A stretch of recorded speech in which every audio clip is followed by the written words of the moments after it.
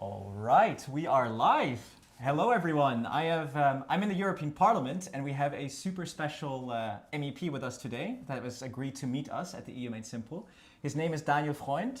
He is from the German Greens, and he sits with the Greens in the European Parliament. Of course, I mean, yes. where else would you Makes sit, sense, right? right? Yeah, it makes complete sense.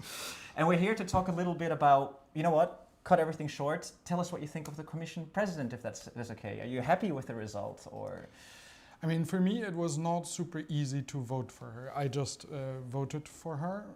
The results show that our Green votes we made her pass, because from the previous bloc that voted for her last time, there were not enough votes. We got some stuff, but also we keep a stable pro-European democratic majority. I don't know if you followed the debate earlier today. I did, yes, yeah. There are way more crazies now in the House. What was that lady that was shouting around? She was from Romania, SOS, was it? Well, those are the new friends of the AfD in Germany. This is the new. We have a new extreme right-wing group, so now they're not two but three, and they're already Orban crazier than Meloni, and then even crazier than that, those people. Right. So majorities are more difficult now.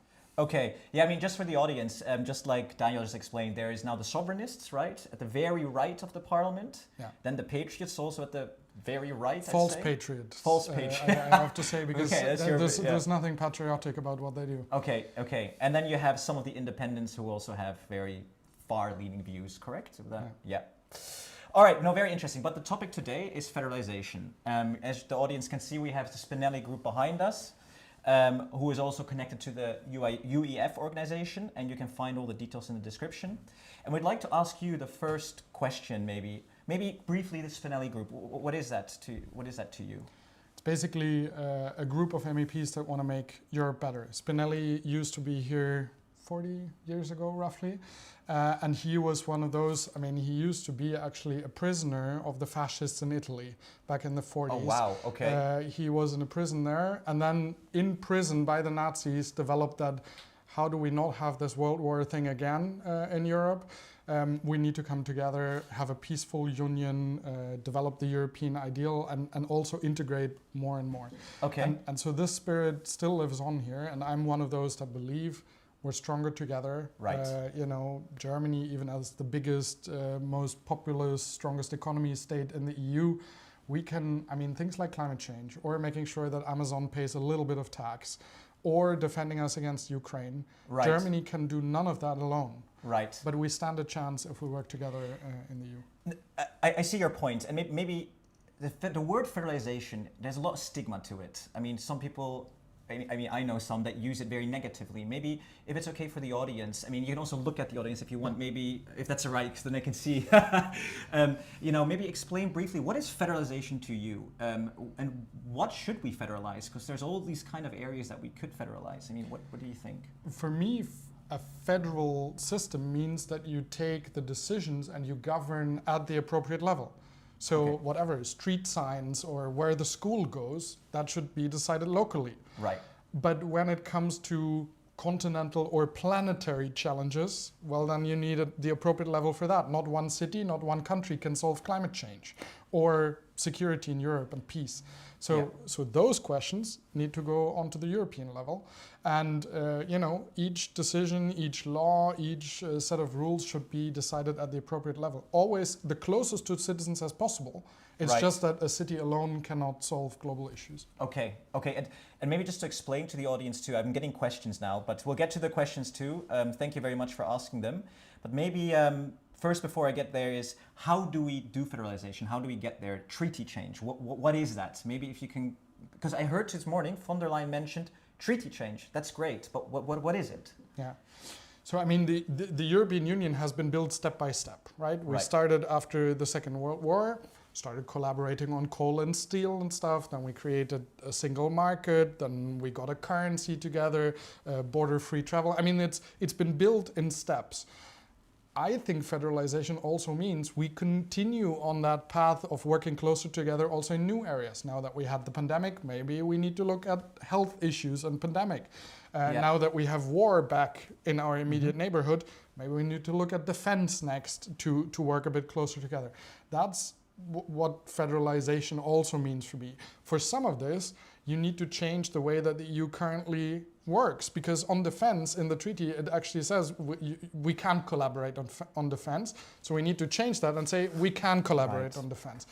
But treaty change is difficult, and I would say since we last changed them, I don't know if you remember, but the referendums in the Netherlands, in France, yes. Very difficult process. It took about 10 years from writing to making it happen. So since then, people have been more reluctant and said, oh, it's so difficult. And with people like Orban, how can you get the majorities? Yeah, especially. I mean, just to come back on one point, you mentioned federalization of foreign policy, for example. Defense you mentioned, sorry, not foreign policy. But these areas would make sense. But then in your eyes, I guess, what about education, other things, economical issues? Like how far should federalization go?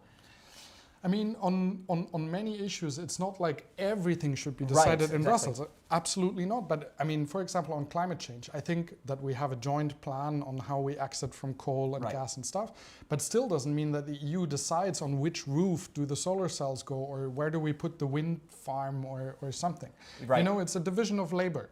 But at the moment, the EU has basically no say and no role in defense, for example, and it should have. It shouldn't decide everything. There shouldn't be just one, whatever, Ursula von der Leyen deciding, now we send the EU army to, I don't know where. Yeah, that would be, No, but to give some competence there also to the EU.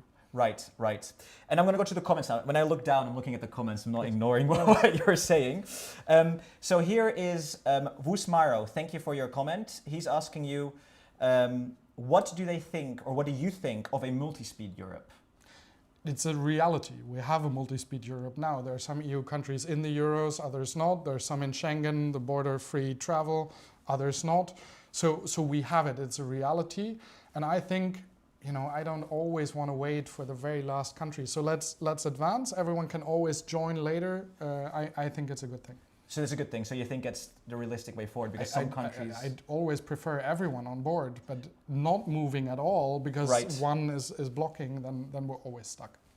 Okay, great. Then, there's multiple questions on this, so I can't call out all the names. But, and I mentioned this before the meeting too, we have in the parliament currently quite a few parties or groups even opposed to the idea of federalization, or they rather want to take what they call power back to the member states. Yeah. So how do you think in such an environment, how can we push through a treaty change, for example, to make this happen? Is that even possible in the next 5 years?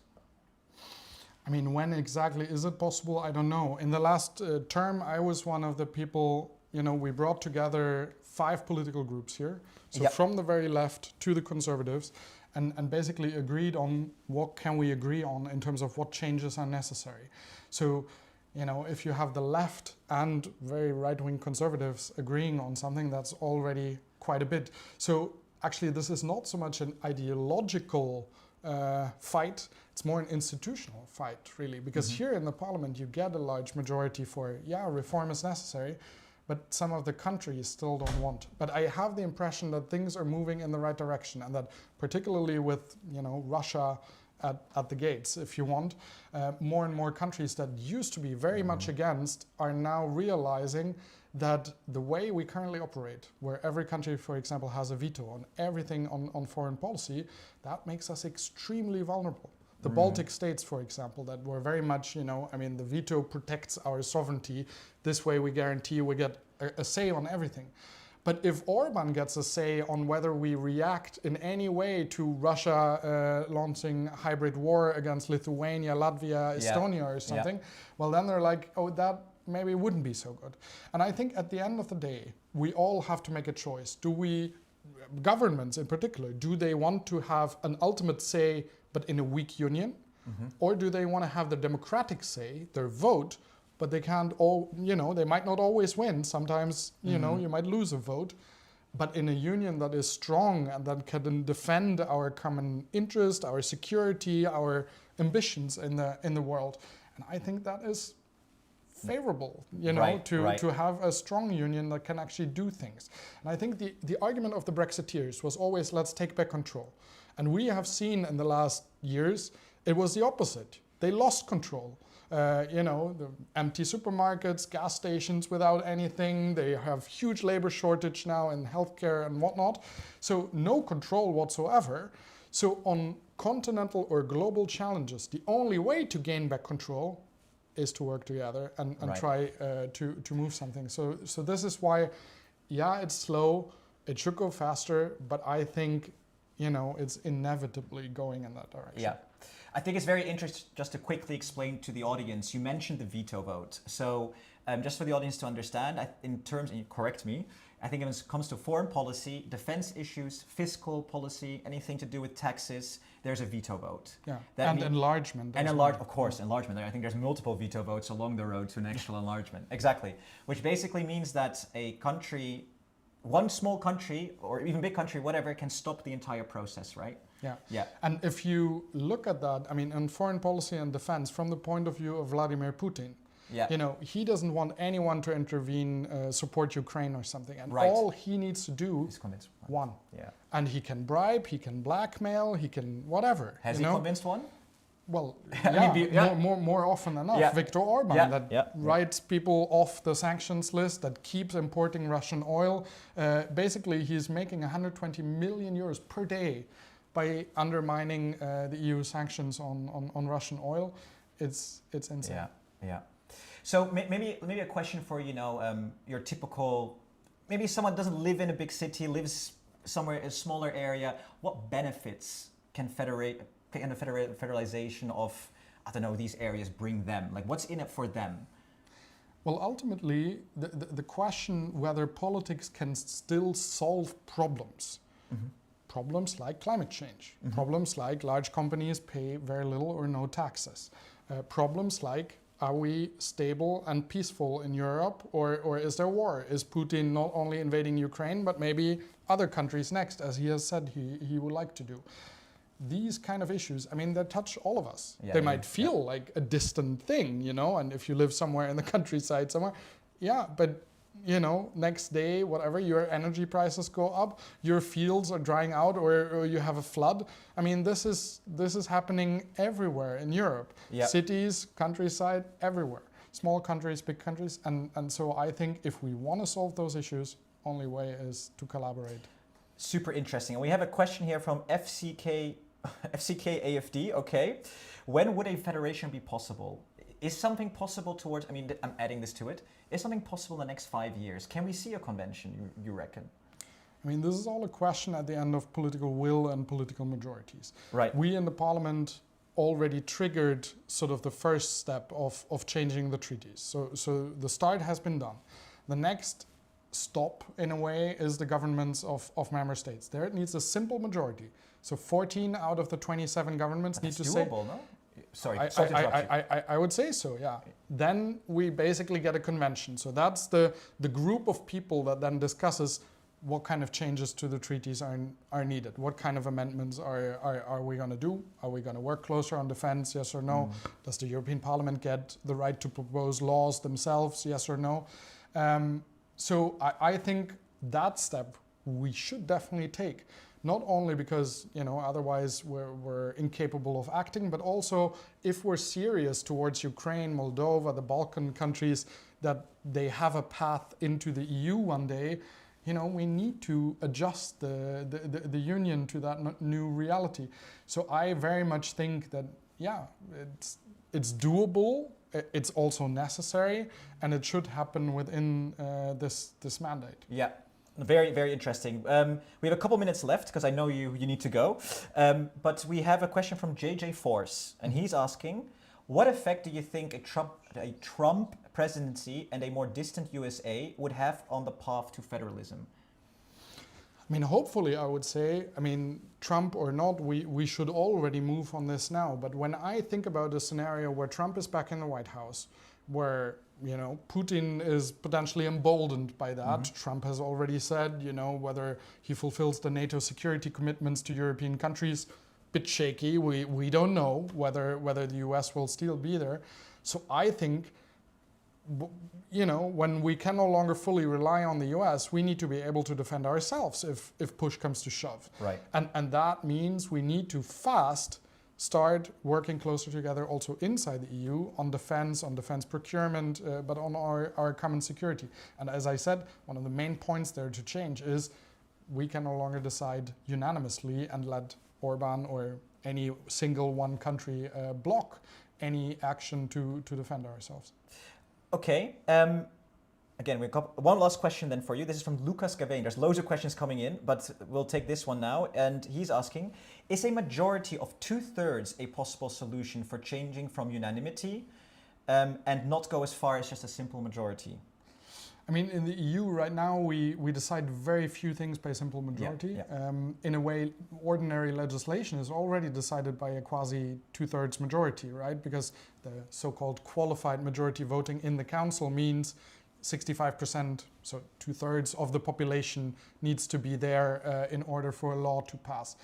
I think that's a quite high threshold. I could imagine that, you know, ordinary laws, whether we have a common charger for tablets and phones, or, you know, whether the combustion engine can be sold after 35 or not, those kind of questions, I would say we should decide by majority. Right. But some of the sensitive questions, whether we send Europeans into battle, right. You know, those kind of very severe security questions, I don't want to veto anymore, but I could imagine as a first step to make it easier, maybe you need a 4/5 majority, or right. You know, or that might be a compromise, I guess. Yeah, that is another argument why, you know, treaty change is the only way that allows us to also develop new majorities in between unanimity and what we have right now, because there's other ways where you could go to qualified majority, but I think it's a big step for many member states to go right from unanimity to qualified majority. Yeah, I understand. Everyone, this was Daniel Freund. He is part of the Greens in the European Parliament and in Germany, of course.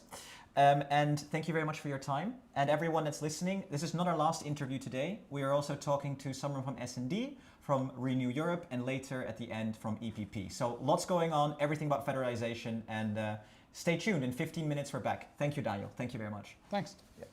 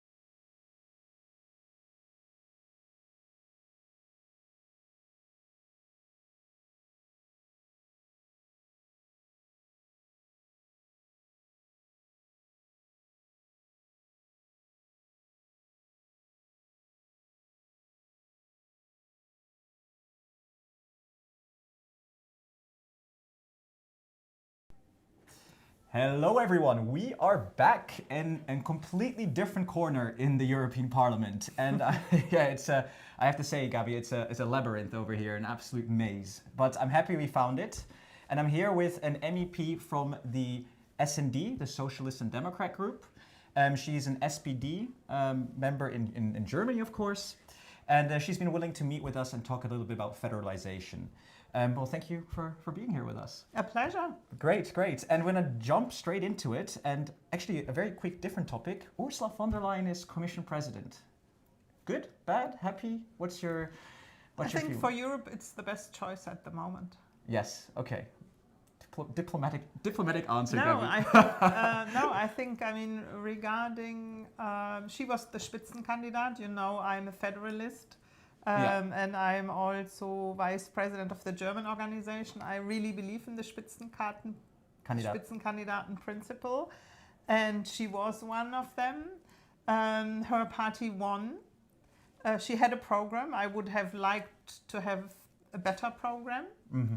But regarding all the circumstances, I voted for her. Okay. And also she indicated already a big project that we share together, that is the convention treaty change. Mm-hmm. And on the other hand, I would like to have her program more social, but we will work on that. And I hope that this was only the first step. The next step will be the hearings of the commissioner, and we will continue in this direction. Were you surprised this morning when in her speech she mentioned treaty change? Or not? It was on my list, you know. I had this list, and I hoped that I could sign off some things. Yeah. I think everyone that is in European politics and wants enlargement knows that there is no other way. Yeah. Interesting. Yeah, I mean, we'll get into that. First thing I would like to ask you, we're sitting here behind Spinelli Group, and you mentioned you are the vice president of UEF, is it, in Germany, or the union? The UEF organization, Europa Union. Maybe if it's okay for our audience, can you explain what that means? I mean, we have the UEF, that is the European organization for all, where all national organizations meet, join together, that share this idea of a United States of Europe. And I'm the vice president on national level. I'm also very active and a vice president in Spinelli, because then Spinelli for me is a bit more the think tank. Okay. Of and a center for really activity in the federalist movement of Europe. And I mean, did you also listen? She indirectly quoted Spinelli because she referred to Ventotene. And the idea of a united Europe there. Okay, that went past me, I have to say. So thank you for clarifying that. I always like to ask a question to everyone that we meet is, what is federalization to you? Because there's so many definitions flying around. Yeah. I mean, I'm coming from a federal state. Right, so you should know, right? Yeah. But I think it's very simple. For me, it is that we unite to become stronger together. Okay. And that we give up parts of sovereignty to get more sovereignty together.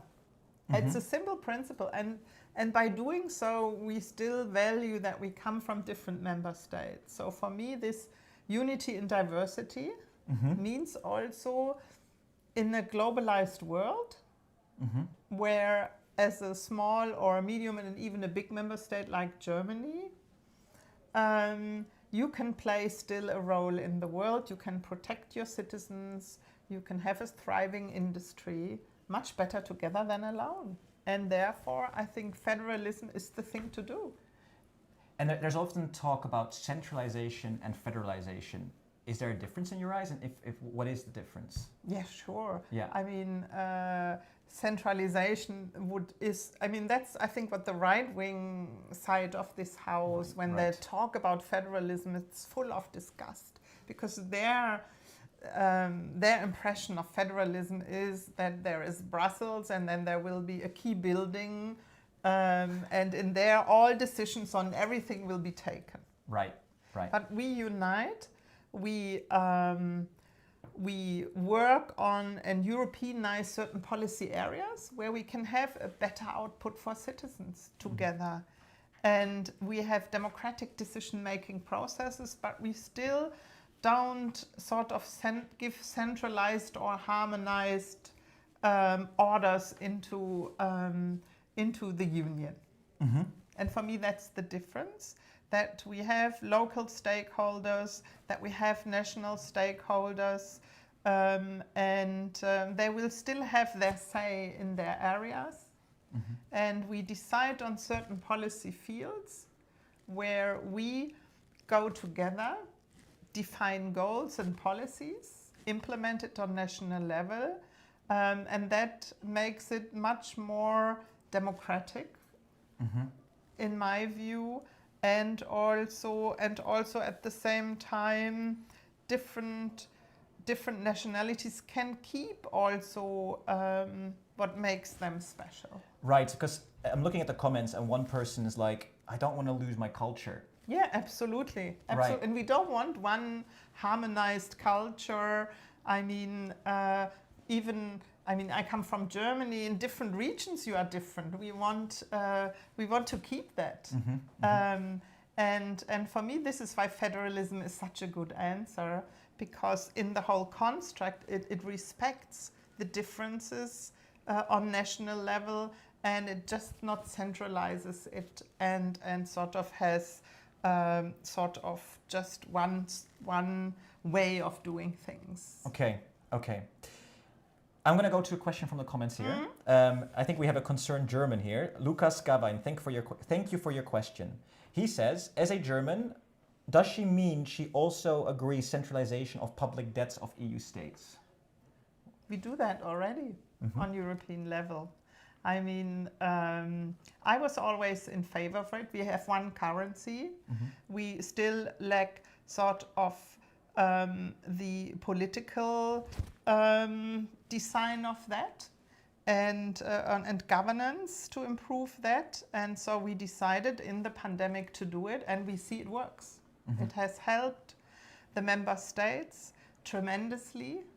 And at the same time, you can see that all the fears that some people had of free rides, etc., is not there. So we have SURE as a program. It saved millions of young people not to become unemployed. It helped the economy in Europe. And so, but I want more democratic control of all these processes and a stronger role for the European Parliament there. Can I ask you what role? Because that's interesting. Like, what more should the Parliament then take on in your eyes? I mean, if you remember in the last period when we did Next Generation EU, we had the choice to either... Can I just interrupt you very quickly? Yeah? Next Generation EU, to the audience, it's 750 billion euro loan, I think it was, right? Yes. It is. It's a lot of money to help the member states to invest in the Green Deal, to invest in employment, to invest in innovation. Okay. Yeah. And at that time, the Parliament wanted a stronger role here, and not just the member states deciding where to invest, how to invest. There's no parliamentary control really there. So what we want to do is, whenever we do a new investment program, and I'm sure we need one, that we have a strong role of the Parliament here in designing it, but also in the end in the control how the money is used. And is it used according to the goals, etc. Okay, so the Parliament taking a bigger role for... Yes, like in every democracy. Right, if you right. spend money, you have The a Parliament. that controls it. Right. I think this links quite nicely to this question is, I mean, you have these great ideas, for example, what you mentioned with Parliament having more control. And Imre from the comments is asking, oh, no, that's not the right one. Sorry, Imre will come to you. Mr. M, from you, what would be a feasible roadmap for federalization? What are the next steps? And is it feasible to federalize all EU members, or should the willing ones go ahead? That's almost like 3 questions. It's not. I think I would need an hour to explain, but I will try to do it short. The Parliament in the last period did a great report on the reform of the European Union. Mm-hmm. We did build on the proposals the citizens did in the Conference on the Future of Europe. I was one of the rapporteurs. We worked 1 year very hard between different political groups. But in the end, we came into proposals where we say, okay, we have certain areas where we have to deepen the EU. Energy is one, security, defense, and other areas where we came up with concrete proposals how to do it. So I would recommend, there's also a sort of short version with the resolution, otherwise it's quite a long text. But you can see this is a compromise the Parliament did find how to do it. It's like the roadmap from the Parliament is do a convention as a next step. Can you briefly explain what a convention is? Yeah, a convention means if you want to do treaty changes, we have it in the treaty, you do a convention where for a certain period of time members of national parliaments, of the European Parliament, of governments, of the Commission, maybe also some stakeholders from civil society will come together and work on proposals how to change the treaties. You need such a convention to achieve it. And we gave a very broad package already for this work to say, and this is the position of the Parliament, how it should be. This is what we bring in to discuss it. And to make it easier also. So, and when we listen today to Ursula von der Leyen, the Commission also supports treaty changes, means a convention. In the Council, it is still, you need a majority there, that is not yet there. But especially a lot of the founding member states are in favor of such a convention. So that would mean changes. Germany, France, Netherlands, Belgium, other countries. But I think also the member states that want enlargement realize that this will be, and in the speech you have seen it was connected. To say we need to reform, and that is also a precondition for the enlargement. And for us in the Parliament, one thing was key, and I think I'm interested if it's the same for people joining here the debate, is that we said we need to abolish unanimity. This veto power blocks Europe a lot, and therefore for us this is really a priority. Good question. In the comments, write what you think. Abolish unanimity or not. And I can do a poll later, that's fine. But let us know and we can see what kind of the replies are. But while they're doing that, I think an interesting thing is, and just to very clarify to the audience, you mentioned the Parliament put forward proposals for changes that we need. I mean, some of these changes are removing unanimity, you mentioned. Another one is, I think, a more... stronger role of the Parliament, a sort of more... sort of bicameral system. We also have an interesting proposal how to change the voting procedure for the Commission President and the candidates. We just reverse the roles. Also quite interesting, so I can only recommend to have a look at it. Okay, where can people find that then? On the website of the Parliament, you just put in the keywords reform EU, report on treaty changes, and was done in the AFCO committee. I think it will immediately come up. Awesome. I think we have a video on that too on our channel. But anyway, so let's go down that process. So you've got all of these things from the Parliament you want to change. You've put your stamp on it. The Parliament says yes. Now my understanding is the countries, so half of them, an absolute majority, have to also say yes before it goes to a convention, what you just explained. My concern, or my big question mark, and I've the same person here in the comments, Mr. M, is saying the same. At the end of the convention, you need unanimity to pass the treaty. How can we circumvent that? Because there's always going to be countries that will oppose it, no? Or am I wrong? I mean, Europe is built on compromises, and Europe is built on package deals. So the debate about this is that we debate, so like we did in the Parliament for 1 year to agree on a report for treaty changes, is that you discuss between the different stakeholders with the different views and try to find good compromises here. And I think that is possible. It was always possible in Europe. So this question, should we go along with the willing ones? We tried that in different areas. I think in a situation like here, we have to try to find such a compromise, such a package that could work, and then go for it. Maybe I'm realistic at the same time. Maybe not in all the areas we would like to have treaty changes or proposed, but I think focused on Europeans' capability to act in such a situation we are in the world. I think it is overdue in my view. So do you think you could, in a convention, through compromise, convince skeptics like Orban's Hungary or not? It depends on the package, but I think we could come into a situation, if you look at the elections in the US, where we might not have very much time for a convention, but where we have to come up to solutions quite fast. And I think my experience is that Europe is not so good in doing reforms. When you have enough time to debate, you have no pressure, then it's always really complicated. But what you could see in the pandemic, but also when the war in Ukraine started, is that under pressure, when it counts, Europe can get its act together. Right. All right, we got loads of questions in the comments, but I'm going to have to pick everyone. Sorry, there's too many for us to cover. Imre Bertalan asks, Ms. Gabriele, can the EU Parliament change the rules of EU voting system? Can we, as EU citizens, vote for EU parties instead of local parties? Yes, I hope so, because also in the AFCO committee, we voted on a very good report my colleague Dominic did on the reform of the European electoral system. There we came up with the proposal, also including transnational lists. Not all of it, we have a small amount, but it would be a very good way how to start it.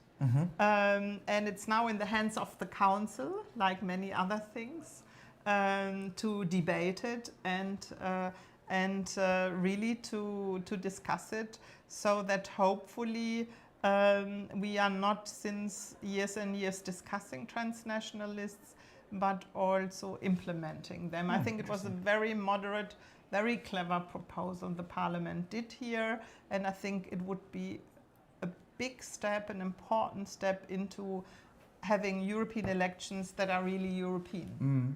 But how would that work? Because would then people get 2 votes almost? One for they would get 2 votes. One, like we left the amount of national candidates. We didn't want to go into this. We still have a reserve in the Parliament of places. So we took not all of them, but some. But then we said, you do the transnational lists. And we also have a clever model that we respect that it has to be a good mixture also of big member states and small, and middle the candidates come from, so that not the big member states would dominate it all. Right. I think also this was solved, and then you would have 2 votes.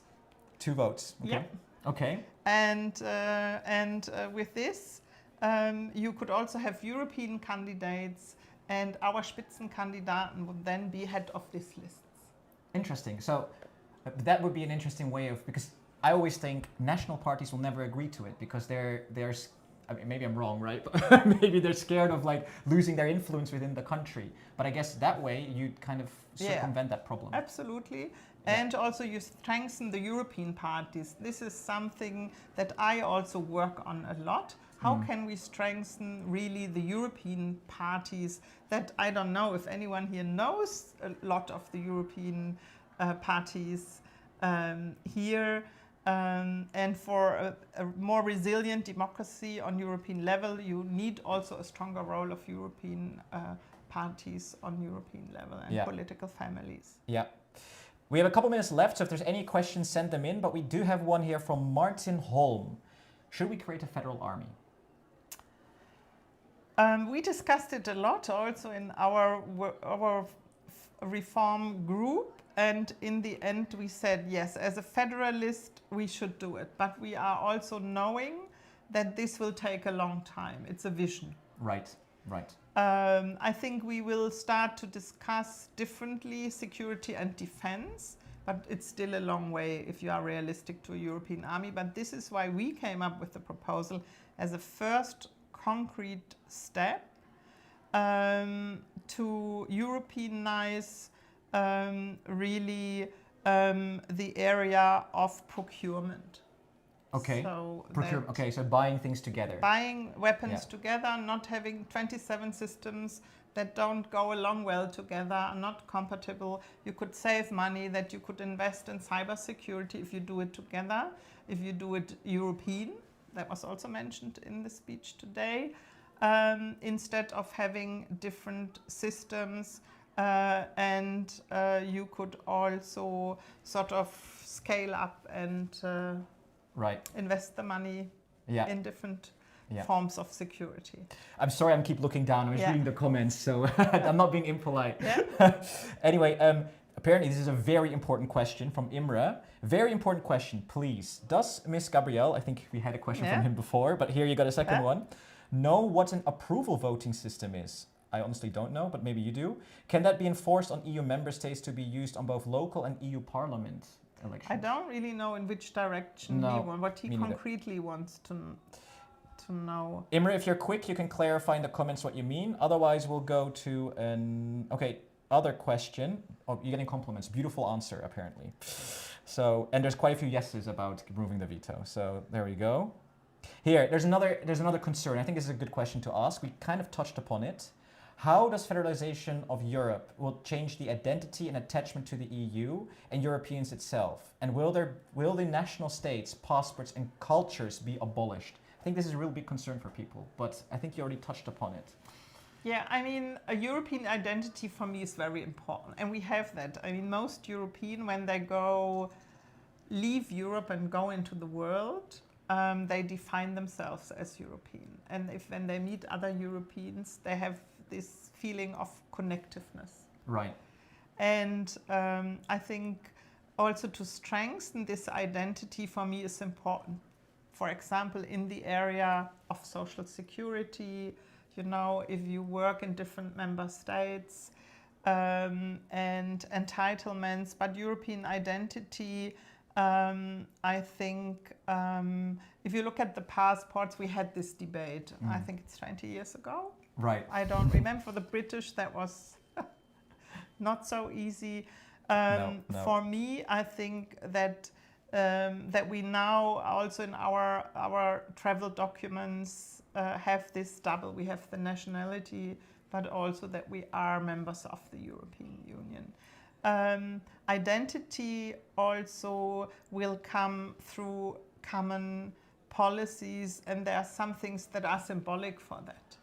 And I think you cannot strengthen the feeling of belonging of people to Europe if you don't have important areas where you strengthen also this European identity. Right, yeah.